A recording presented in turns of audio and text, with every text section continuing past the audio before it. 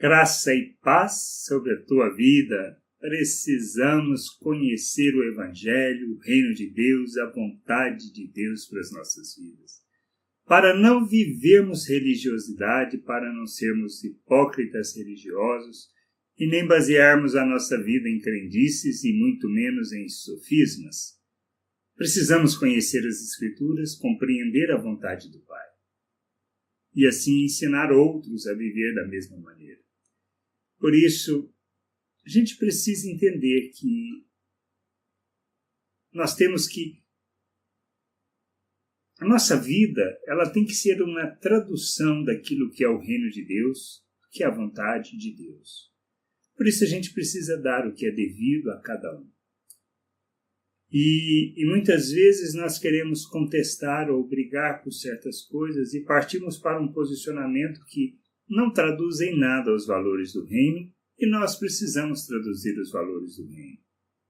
Existem certas coisas que podemos questionar, que podemos mostrar a injustiça, mas precisamos questionar o que devemos fazer.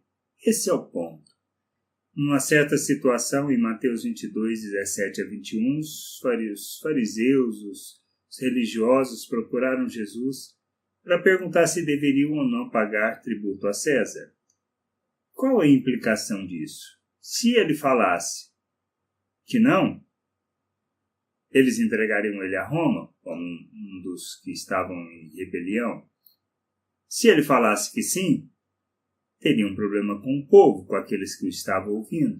Então, qual é a resposta de Jesus? Vamos lá. Dize-nos, pois, que te parece? É lícito pagar tributo a César ou não? Jesus, porém, conhecendo-lhes a malícia, respondeu: Por que me experimentais, hipócritas? Mostrai-me a moeda do tributo. Trouxeram-lhe um denário. E ele lhes perguntou: De quem é esta efígie e inscrição? Responderam: De César. Então lhes disse: Dai, pois, a César o que é de César e a Deus o que é de Deus. O que nós precisamos compreender como cristãos, como filhos de Deus? Existem certas coisas que nos conduzem a uma corrupção com relação ao reino de Deus. Devemos praticar essas coisas? Não, mesmo que isso implique em nossa morte. Devemos negar a Cristo? Se nós o reconhecemos como Senhor, como nosso Salvador, como Senhor de nossas vidas, devemos? Claro que não. Isso pode implicar que poderemos morrer, como muitos morreram. Devemos negar a nossa fé? Claro que não. Mas e tributos devemos pagar? Mesmo os tributos injustos? Esta é a questão. Nós precisamos compreender que, como modelo, como exemplo, devemos pagar. Não devemos sonegar, não devemos criar recursos que não são tão lícitos assim. Devemos pagar os tributos, mesmo sendo eles injustos. Porque a ação contrária a isso será a sonegação, será nos montarmos de ardis que, na realidade, vão nos conduzir para uma ação contrária à lei, e isso pode gerar as ações contra nós. Mas o pior de tudo isso não são esses aspectos de sermos presos ou de termos que pagar muito, mas o nosso testemunho, o nosso exemplo. Essa é a questão que Jesus está colocando. A gente precisa ofertar a Deus o que é de Deus, aos homens o que é dos homens.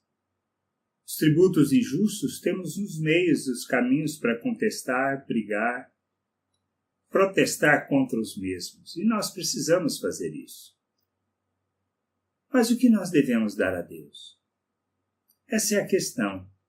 Nós precisamos entender isso. A nossa vida, ela tem que ser essa oferta. Essa oferta que traduza o reino, que fale do reino, que revele o reino. Nós devemos viver uma vida íntegra, uma vida correta. Devemos revelar em tudo o que fizermos, inclusive no pagamento de tributos, o reino de Deus, a nossa honestidade. E se o negócio se torna inviável por causa do tributo? embora a gente saiba que não. Nós devemos repensar, pois é preferível deixar de fazer do que fazer de forma corrupta. Isso é corrupção. Isso é o que permeia a nossa nação. E nós precisamos parar com isso e cortar. Se nós somos o exemplo, o que vamos fazer diferença neste mundo, como cristãos, como seguidores de Cristo, como modelos que revelam Cristo ao mundo, nós não podemos agir de maneira corrupta, muito pelo contrário, nós temos que revelar a justiça, a equidade, a integridade, o caráter, e devemos revelar que Deus se importa com certas coisas, é a sua imagem. E nós precisamos nos preocupar com a imagem do Pai, pois na oração do Pai Nosso nós falamos: santificado seja o teu nome. Deus precisa que seu nome seja mais santificado do que já é? Não, mas o que o santifica são os nossos atos, porque os nossos atos o revelam.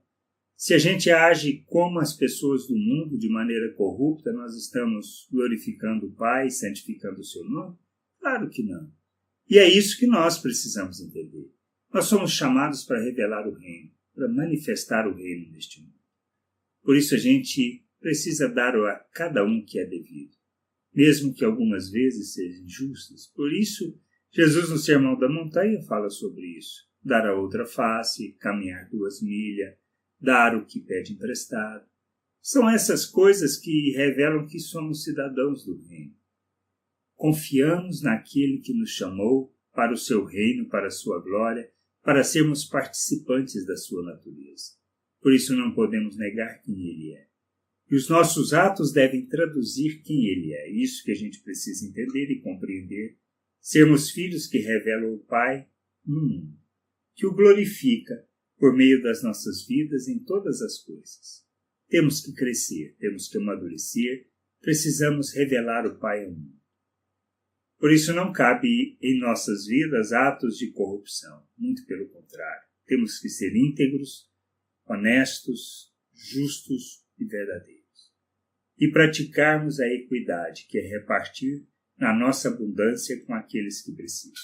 Que a gente possa crescer, entender sobre essas coisas e nos sujeitarmos à vontade de Deus. Pois só assim revelaremos o reino, só assim glorificaremos o seu nome, só assim as obras que fizermos glorificarão o Pai.